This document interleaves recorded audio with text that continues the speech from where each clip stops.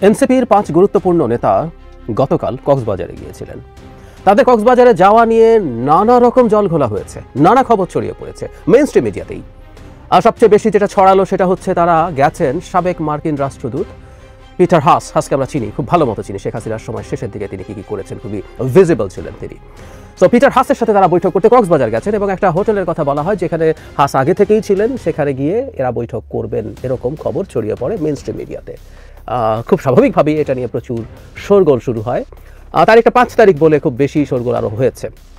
এই বাহানায় কয়েকটা কথা বলে রাখা দরকার, কারণ এই ঘটনাটাকে কেন্দ্র করে আমাদের মিডিয়া, আমাদের চিন্তার প্যাটার্ন, আমাদেরকে নিয়ে বিদেশিদের আগ্রহ, সব কিছু নিয়ে অনেক দিকে এটাকে আসলে অ্যানালাইজ করা যায়। সো কয়েকটা কথা একটু বলে রাখি।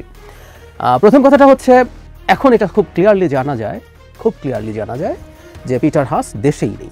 নানান সূত্র থেকে অনেকে ব্যক্তিগতভাবে কনফার্ম করেছেন পিটার হাস ওয়াশিংটনে আছেন। মানে পিটার হাস এখন বাংলাদেশে চাকরি করেন, আমরা হয়তো অনেকে জানি না, একটু জানিয়ে রাখি। আমেরিকান যে কোম্পানি আছে এক্সিলারেট এনার্জি, তার বইয়ে তিনি এখানে কাজ করেন। তার এই চাকরি নিয়ে আসাটাকেও আমি আসলে খুব সিম্পল হিসাবে দেখি না, আমি আসবো সেই জায়গায়। তো উনি বাংলাদেশে থাকতে পারতেন। এখন প্রশ্ন হচ্ছে উনি কি কক্সবাজারে থাকবেন? কক্সবাজারে থাকলে রীতিমতো কক্সবাজারে গিয়ে এভাবে তাদেরকে বৈঠক করতে হবে এনসিপির ৫ জনকে, যারা খুবই পরিচিত মুখ, এখন খুবই পরিচিত মুখ। পোস্ট 5 আগস্ট প্রত্যেকে খুবই পরিচিত মুখ। অবশ্য এটা নিয়েও কথা আছে, পরিচিত মুখ বলেই কি তারা বিশেষভাবে বিমানবন্দর ছেড়েছেন কিনা। যাই হোক, তো এটা যখন জানাজানি হলো, একটা পর্যায়ে এটা নিয়ে প্রচুর শোরগোল হতে থাকলো। এবং যে হোটেলে তিনি আছেন বলে বলা হয়েছে, যে হোটেলে এনারা গেছেন, তো সেই হোটেলের বাইরে বিএনপির বেশ কিছু নেতাকর্মী অবস্থানও নিয়েছিলেন। মানে এগুলো খুব ধরে নিলাম একটা মিটিং হচ্ছে, তার জন্য এরকম অবস্থান নিতে হবে, এই পরিস্থিতিও বা কেন এই পরিস্থিতি হবে, এই প্রশ্নগুলো আমরা আসলে করব। এখন যে কয়েকটা প্রশ্ন খুব গুরুত্বপূর্ণভাবে এসেছে, মিডিয়াতে এই খবরটা কিভাবে গেল, কারা দিলেন? এই খবরটা তো সঠিক না, তাদের কক্সবাজার যাওয়ার খবরটা সঠিক, সেটা ঠিক আছে, কিন্তু তারা যে হাসের সাথে বৈঠক করছেন এটা ভুল তথ্য ছিল। কারণ ইভেন তারা অন্য কারোর সাথে বৈঠক করে থাকতে পারে, কিন্তু এটা পিটার হাস নন, পিটার হাস দেশেই নেই। সুতরাং একটা অর্ধসত্য খবর দেওয়া হয়েছে। এই অর্ধসত্য খবর নিয়ে যাচাই বাছাই না করে অলমোস্ট আমাদের মিডিয়াগুলো ঝাঁপিয়ে পড়লো, মেইনস্ট্রিম মিডিয়া। এটা খুবই অ্যালার্মিং। এটা শুধুমাত্র সামাজিক মাধ্যমে গেছে তা না, এটা মেইনস্ট্রিম মিডিয়াতেও গেছে।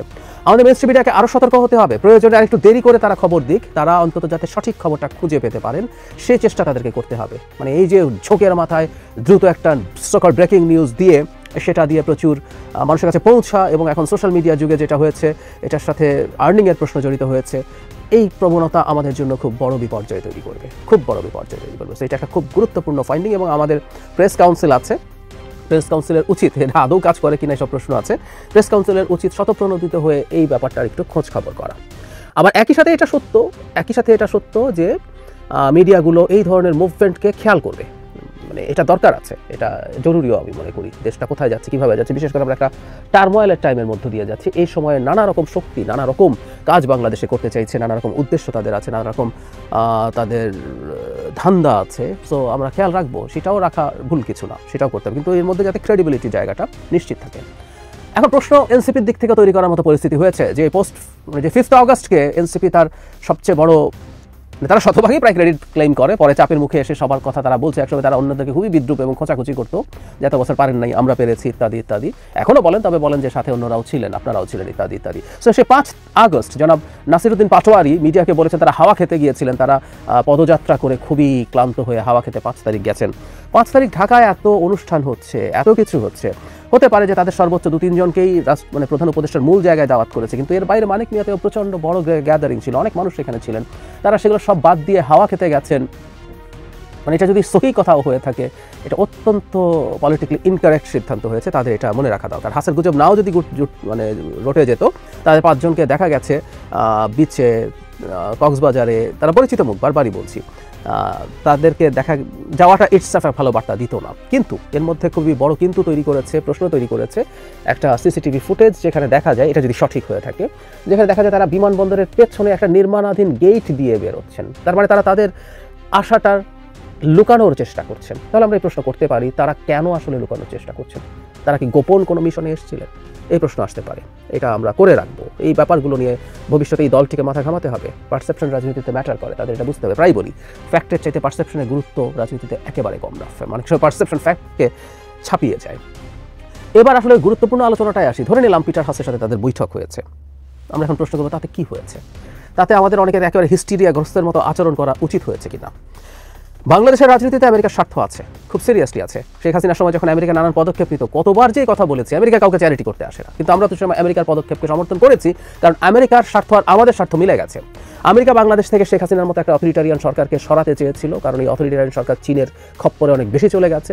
সুতরাং একটা গণতান্ত্রিক সরকার আসলে তার সাথে আমেরিকা বেটার কাজ করতে পারবে বলে আমেরিকার মনে হয়েছে, তাই তারা সরাতে চেয়েছে। আমরাও গণতন্ত্র চেয়েছি, আমাদের অঙ্ক মিলে গেছে। মুক্তিযুদ্ধের সময় যেভাবে আমরা সোভিয়েত ইউনিয়নের সাহায্য নিয়েছিলাম, যেভাবে ভারতের সাহায্য নিয়েছিলাম, আমার স্বার্থের সাথে মিলে যাওয়ার কারণে ওরা কিন্তু কেউ চ্যারিটি করে না। ভারত পাকিস্তান ভেঙে দিতে চেয়েছে এবং তার সোভিয়েত ইউনিয়ন তখনকার বাইপোলার যে ওয়ার্ল্ড ছিল, সেখানে সে ভারতের দিকে ছিল, কারণ পাকিস্তানের দিকে ছিল তখনকার তার শত্রু চায়না এবং আমেরিকা। তো যাই হোক, এইরকম একটা হিসাবে আমরা এটা নিয়েছি। এখন আমেরিকার স্বার্থ শেষ হয়ে গেছে, যায় নাই, এবং এখন আমেরিকার স্বার্থ, এটা খুব জরুরি, আমি একদিন আলাদা কথা বলবো, আমাদের রাষ্ট্রের সাথে নাও মিলতে পারে, আমাদের সাথে রাষ্ট্রের স্বার্থের সাথে নাও মিলতে পারে। সেটা যদি হয়, চোখ বন্ধ করে আমেরিকাকে সমর্থন করার কিছু থাকবে না। আমি ব্যক্তিগতভাবে মনে করি পিটার হাস আসলে এখানে কোনো অ্যাসাইনমেন্ট নিয়ে এসেছেন, তিনি একটা চাকরির ডিসগাইজে তিনি এখানে আছেন। তিনি দীর্ঘদিন বাংলাদেশকে চেনেন, বাংলাদেশের বিভিন্ন রাজনৈতিক দল, সিভিল সোসাইটির সাথে তার খুব গুরুত্বপূর্ণ যোগাযোগ আছে, ফলে তাকে এখানে আবার পাঠানো হয়েছে আমেরিকার দিক থেকে। আমরা এটা এইভাবেও পড়তে পারি। তো ফলে তিনি তার আমেরিকার স্বার্থ দেখার চেষ্টা করবেন এবং তারা বসবেন, তারা এনসিপির সাথে বসবেন, তারা বিএনপি, জামায়াত, গণতন্ত্র মঞ্চ, যতজনের সাথে সম্ভব তারা বসবেন। এটাকে আমি প্রবলেমের কিছু দেখি না। আমাদের অবশ্য চোখ কান খোলা রাখতে হবে, এটা জরুরি কথা, যে আমেরিকা বাংলাদেশের স্বার্থ পরিপন্থী কোনো কাজ করছে কিনা। That is very important. বিশেষ করে আমরা একটা নির্বাচনের মাধ্যমে গণতান্ত্রিক ব্যবস্থায় প্রত্যাবর্তন করতে যাচ্ছি, এটা কোনো বাধা তারা তৈরি করছে কিনা। তারা মনে করছে কিনা একটা অনির্বাচিত, ডক্টর ইউনূস সরকারের ম্যান্ডেট আছে, সমর্থন আছে, যদি এটা এখন অনেক কমে গেছে, কিন্তু তারপরে এটা একটা অনির্বাচিত সরকার। সেই অনির্বাচিত সরকারকে দিয়ে বেশি সুবিধা অর্জন করা যায় কিনা, সেই চেষ্টা তারা করছে কিনা, সেটা আমরা খুবই চোখ কান খোলা রেখে দেখার চেষ্টা করব। এটা ইম্পর্টেন্ট। এবং আমি এটা মনে করি আমেরিকা বাংলাদেশ বা অন্য কোনো দেশে তার ইন্টারেস্ট, জিওপলিটিক্যাল ইন্টারেস্ট বা ইকোনমিক ইন্টারেস্ট নিয়ে আসবে না, এটা হতে পারে না। এটা হবে আমাদের ভবিষ্যতে কোনো নির্বাচিত সরকারকেও মানে বিগ যে পাওয়ারগুলো আছে, গ্রেট যে পাওয়ারগুলো আছে, চায়না, আমেরিকা, তাদের সাথে নেগোশিয়েট করতে হবে। এই নেগোসিয়েশনের ক্ষেত্রে আমরা সবসময় যেটা চাই, একটা নির্বাচিত সরকার যদি হয়, সে জনগণের স্বার্থ দেখতে পারে, সে তখন কঠোর হতে পারে, জনগণের স্বার্থের জন্য বেশি বার্গেইন করতে পারে। এই কাজটা করতে পারতে হবে। এবং আমাদের মনে রাখতে হবে এই অঞ্চলের ভবিষ্যৎ রাজনীতি যেদিকে যাচ্ছে, মানে ইন্দো প্যাসিফিক রিজিয়নে বাংলাদেশকে আসলে আমেরিকা তার ফোকাসে রাখবেই। সুতরাং আমেরিকার এরকম পিটার হাস বলি বা রাষ্ট্রদূত বলি বা আর কেউ আসতে পারেন, যেতে পারেন, সবার সাথে বসতে চাইতে পারেন, এই বসাটাকেও আমি আসলে খুব খারাপভাবে দেখি না। এটার জন্য খুব হিস্টিরিয়াগ্রস্তের মতো আচরণ, প্রতিবাদ, মানে পিটার হাস আগে যেমন বৈঠক করতেন, বিভিন্ন জায়গায় যেতেন, তাকে ঘিরে টিরে ফেলতে চেষ্টা করতো আওয়ামী লীগের লোকজন, এই ধরনের প্রবণতা আমি একেবারে পজিটিভলি দেখি না। আর আমি একটা জিনিস মনে করি, এনসিপিরও এই জিনিসগুলো নিয়ে লুকোছাপা করা উচিত না। পিটার হাস এই মুহূর্তে বাংলাদেশে আমেরিকান মিশনের কেউ না ফর্মালি, তারপরে যদি তার মতো কোনো ব্যক্তির সাথে বসতে চান, লুকোছাপার কিছু নাই। তিনি দীর্ঘদিন বাংলাদেশে কাজ করেছেন, তিনি তাদের সাথে কোনো ব্যাপারে জানতে চাইতে পারেন, বুঝতে চাইতে পারেন, তারা বসতেও চাইতে পারেন, তারা বসাতেও আমি কোনো দোষের কিছু দেখি না। আবারও বলছি, এগুলো লুকানোর চেষ্টা যদি হয়, সেগুলো রাদার অনেক বেশি প্রশ্ন তৈরি করবে। এই জিনিসগুলো না হোক। মানে বাংলাদেশে কি পরাধীন জাতি নাকি, বাংলাদেশে আমেরিকা কি চায়, আমেরিকা কি করবে, শেখ হাসিনার সময় সব ফালতু কথা আমরা অনেক শুনেছি। তো আমরা মনে করি এই বর্তমান সরকারের সময় তো বটে, ভবিষ্যৎ নির্বাচিত সরকারের সময়ও তারা তাদের স্বার্থের জন্য কাজ করে যাওয়ার চেষ্টা করবে, তারা তাদের নেটওয়ার্কিং মেনটেন করার চেষ্টা করবে, তারা বিভিন্ন পক্ষের সাথে